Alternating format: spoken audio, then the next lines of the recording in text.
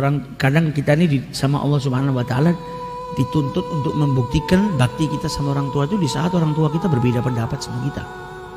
Orang tua semakin tua mungkin semakin ngerepotkan, atau mungkin minta sesuatu yang kita kesusahan. Nah, itu saatmu menunjukkan kalau engkau berbakti atau tidak. Jangan justru malah marah, malah nyakitin hatinya orang tua. Engkau baru diuji dengan ujian yang kecil seperti itu. Ada orang-orang yang diuji dengan ujian yang luar biasa. Dulu ada satu dokter nyeritakan kejadian nyata yang dia alami. Dokter ini di rumah sakit kedatangan orang namanya Muhammad. Muhammad di usia 30 tahun. Dia bawa wanita tua, wanita tadi dipeluk sama dia. Dan wanita itu berontak terus.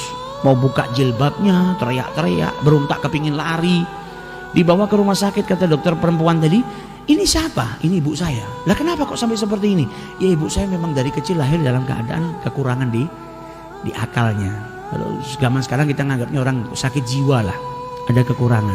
Lu bagaimana ceritanya kok bisa punya anak? Sakit jiwa kok punya anak? Iya, memang ibu saya ini dinikahkan sama ayah saya, sama satu orang supaya punya anak saya yang bisa ngasuh ini, ngerawat. Dan mulai dari usia 10 tahun saya sudah ngerawat ibu saya. Saya yang bersihin kotoran, saya masakkan ibu saya ngasih makan. Kalau mau tidur saya ikat kaki saya dengan kakinya ibu saya. Saya takut ibu saya lari dari saya.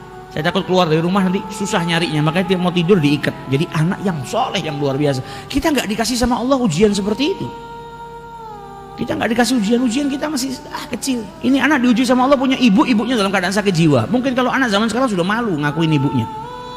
Mungkin ibunya dipergikan ke rumah sakit jiwa sudah supaya anaknya tenang. Ini enggak, sampai usia 30 tahun dia masih merawat ibunya. Lah kenapa dibawa ke sini? Ya ibu saya punya diabetes sama punya darah tinggi, ini saya kumat, saya bawa ke sini ke rumah sakit. Dan dipegangin ibunya ngelepas jilbabnya, nyanyi semua. Anaknya sabar luar biasa. Maka kata dokter tadi, kenapa tidak kau letakkan di rumah sakit jiwa? Ibumu kenal nggak sama kau? Nggak tahu. Sampai detik ini ibu saya nggak tahu kalau saya ini anaknya. Lah kalau gitu ngapain kau asuh? Kau letakkan rumah sakit jiwa dan kau bisa membina karirmu. Tapi yang menciptakan ibu saya tahu kalau saya anaknya. Allah ini nggak pernah lupa.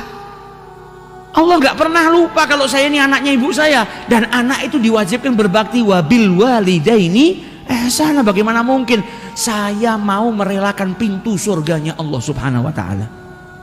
Tiap hari saya berjuang, mau ibu saya kenal tidak kenal dengan saya, yang penting saya harus berbakti supaya tiap hari ada pintu surganya Allah yang terbuka buat saya. Ini baru luar biasa baktinya. Kalau kita di posisi itu, wallahu a'lam, mungkin tidak satu pun dari kita mampu. Dan ibunya ketika di dalam ruangan dokter tadi ngelihat acara TV di Mekah, maka ibunya tanya, kapan ke Mekah? Kapan ke Mekah? Kata anaknya, insya Allah kita akan ke sini. Kata dokternya, ibumu ini kan tidak punya kewajiban, sholat aja nggak wajib, hilang akal. Kenapa ke Mekah bareng? Dia bilang, ibu saya setiap punya keinginan apa, saya akan berusaha untuk mewujudkannya. Jadi nggak mau ibunya punya tamanni, punya angan-angan, punya cita-cita, dan anaknya tidak memenuhinya. Nah ini baktinya seorang anak. Yang seperti itu insya Allah masuk ke dalam surganya bi ghairi hisab. Karena baktinya kepada orang tua. Kita nggak dikasih ujian yang seperti itu. Kadang kita dikasih ujian kecil, beda pendapat sedikit sama orang tua kita atau apa.